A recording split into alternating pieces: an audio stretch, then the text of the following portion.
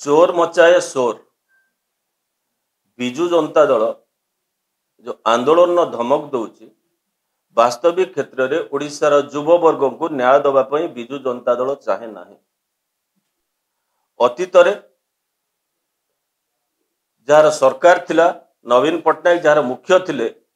एवं तांकर चरवार माने जो बड़ी भाव मुख्यमंत्री का ऑफिस विशेषकर तृतीय महलार सुपारी नहीं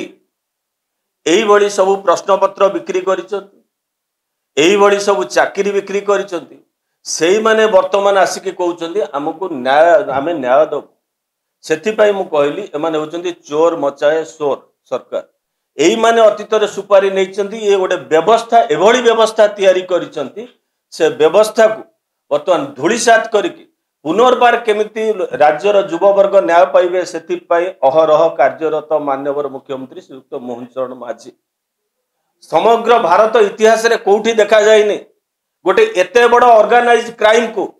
आम ओडिशा पुलिस माननीय मुख्यमंत्री डायरेक्शन ने जाइए धरला ये होची तांकर सफलता। एभली ऑर्गेनाइज टाइम जो 117 जन वर्तमान जेल अच्छा जी बड़ पंडा माने अच्छा क्या भी ओडिशा क्राइम ब्रांच छाड़ब ना। ये विजु जनता दल सरकार थिला बेले जो क्राइम ब्रांच ये से क्राइम ब्रांच नुहे जो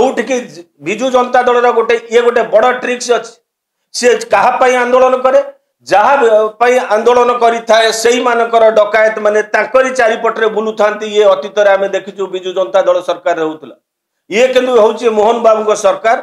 धैर्य धरतु देखु आगामी दिन में कल्पिट जी होता ना कहीं जो पाहे थाऊ ना कहीं सी जेल कोठरी की जीव अतीत जाइंट मुख्यमंत्री ये निर्देश जी जो पाहे थाऊ ना कहीं सी निश्चित अपराधी जाकि जेल दंड भोग ये हूँ मोहन बाबू सरकार रे ओडिशावासी को विशेषकर युव वर्ग को न्याय एवं विशेषकर ये जो 20-24 वर्ष धरिकी जो आरंभ कर तार मंजी एते तले अच्छी ताकू मध्य आमे पाताल कौन जोटी थी आमे काढ़ू एवं आगामी दिन में किमिति गोटे स्पष्ट वार्ता जीव एवं लोके न्याय पाइबे साधारण युव वर्ग न्याय पाइबे आ चाकरी रे एभली केमती हबनी व्यवस्था से सरकार चेष्टित।